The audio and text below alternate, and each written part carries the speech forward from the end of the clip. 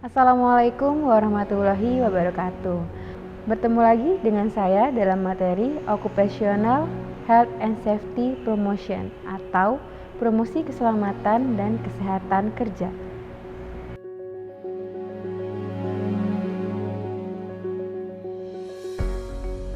Pada video kali ini saya akan membahas tentang metode dan media dari promosi K3. Dalam memberikan promosi K3, kita memerlukan media dan metode yang sesuai dengan sasaran kita. Sebelumnya, coba kita lihat beberapa contoh gambar yang ada di layar. Bisa kita lihat di beberapa foto yang ada di samping, banyak tenaga kerja atau para pekerja di galangan kapal yang tidak menggunakan alat pelindung diri. Padahal alat pelindung diri merupakan pertahanan terakhir yang bisa menghindarkan dari kecelakaan kerja. Alat pelindung diri merupakan pertahanan terakhir terhadap potensi bahaya yang mengancam. Memang alat pelindung diri itu bukan sebagai pencegah terjadinya kecelakaan kerja, tetapi dapat meminimalisir terjadinya dampak dari kecelakaan kerja. Selanjutnya, mari kita lihat beberapa kejadian kecelakaan yang terjadi di galangan kapal selama tahun 2021. Bisa kita lihat bersama-sama banyak kejadian kecelakaan yang berakibat fatal yang terjadi di galangan kapal. Hal itu bisa terjadi karena belum menerapkan K3 secara maksimal atau optimal. Sebagai tenaga kesehatan, apa yang bisa kita lakukan? Kita bisa memberikan informasi dan edukasi kepada para pekerja untuk menghindarkan mereka dari kecelakaan kerja. Metode adalah cara yang akan kita gunakan untuk memberikan penyuluhan keselamatan dan kesehatan kerja. Kita harus memikirkan cara apa yang cocok untuk kita gunakan. Kita juga harus menyesuaikan dengan siapa kita memberikan penyuluhan, media apa yang ingin kita gunakan, sehingga informasi yang kita dapatkan bisa sesuai dengan sasaran. Dalam memberikan promosi keselamatan dan kesehatan kerja, dibutuhkan metode dan media yang sesuai. Kali ini kita akan mempelajari tentang metode dari promosi keselamatan dan kesehatan kerja. Metode tersebut dibagi menjadi 3. Yang pertama adalah metode individual. Pada metode individual bersifat personal karena kita sebagai tenaga kesehatan berhadapan langsung dengan satu orang pekerja, sehingga kita bisa tahu informasi apa yang pekerja tersebut butuhkan sesuai dengan kebutuhan. Yang kedua adalah metode grup atau metode kelompok. Metode ini dibagi menjadi 2, yaitu kelompok besar dan kelompok kecil. Pada kelompok besar terdiri lebih dari 15 orang. Bisa dilakukan melalui seminar ataupun konferensi. Nah, konferensi ini atau seminar bisa dilakukan dengan mengumpulkan seluruh pekerja yang ada di galangan kapal untuk mendapatkan informasi dan edukasi dari narasumber yang kompeten di bidangnya. Selanjutnya adalah metode kelompok kecil. Nah, di metode kelompok kecil ini terdiri kurang dari 15 orang. Dan metode kelompok kecil dapat dilakukan melalui diskusi kelompok, brainstorming, snowballing, dan role play. Selanjutnya kita masuk pada materi media promosi keselamatan dan kesehatan kerja. Tadi kita sudah mempelajari tentang metode-metode yang bisa kita gunakan. Saat ini kita akan membahas tentang media. Apa sih media itu? Nah, media adalah alat bantu yang bisa kita gunakan untuk mempermudah kita untuk memberikan penyuluhan kepada para pekerja. Diharapkan dengan adanya media memudahkan para pekerja untuk memahami apa yang ingin kita sampaikan, informasi apa yang ingin kita sampaikan dan berikan untuk mereka. Media promosi keselamatan dan kesehatan kerja dibagi menjadi 3. Yang pertama adalah media audio. Media audio menstimulasi indera pendengaran kita untuk mendapatkan informasi.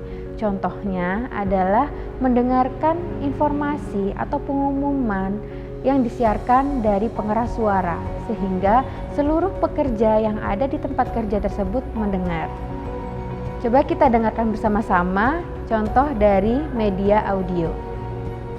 Mohon perhatian kepada seluruh tenaga kerja galangan kapal Poltera Jaya. Pastikan selalu menggunakan alat pelindung diri sesuai dengan prosedur demi keselamatan diri sendiri dan orang di sekitar. Terima kasih. Selanjutnya adalah media visual. Pada media visual menstimulasi indera penglihatan kita untuk mendapatkan informasi. Contoh media visual yang pertama adalah leaflet. Nah, seperti ini, leaflet adalah lembaran yang dicetakkan bolak-balik yang berisikan informasi-informasi untuk para pekerja. Seperti contohnya adalah alat pelindung diri.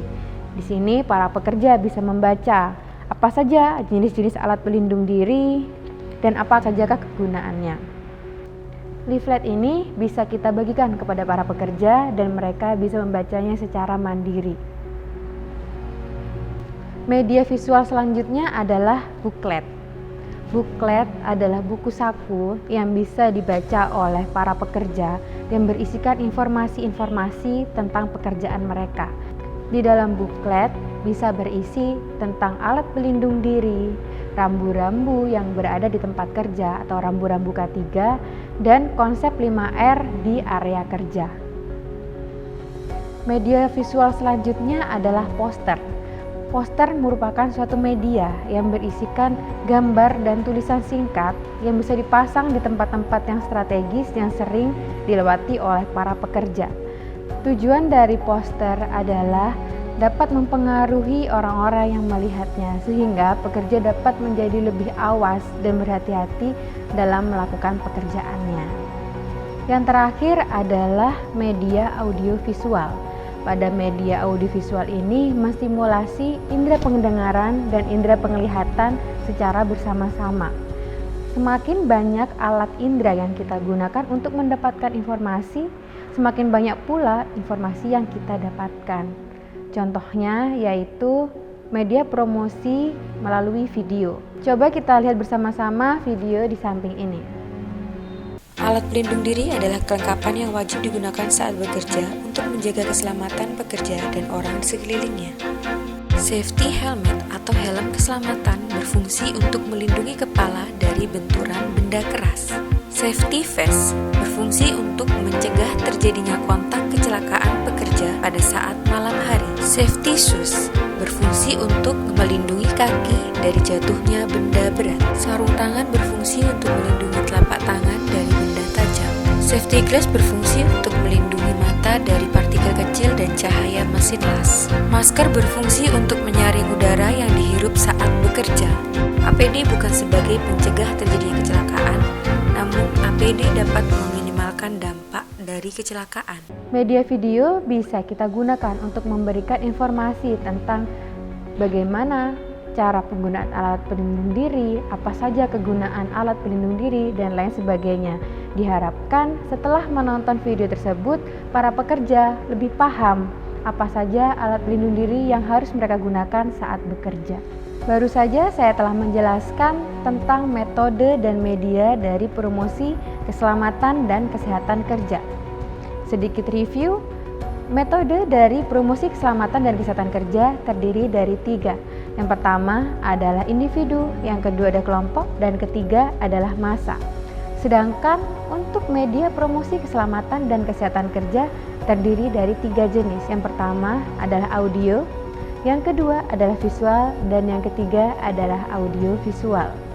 Dengan memberikan promosi K3 kepada para pekerja, diharapkan para pekerja lebih paham dan lebih mengerti bagaimana penerapan K3 di tempat kerja sehingga dapat menghindari terjadinya kecelakaan kerja.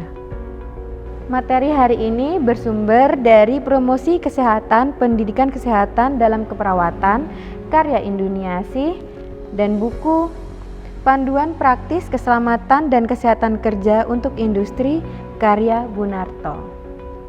Demikian materi tentang metode dan media promosi K3. Semoga bermanfaat untuk teman-teman sekalian.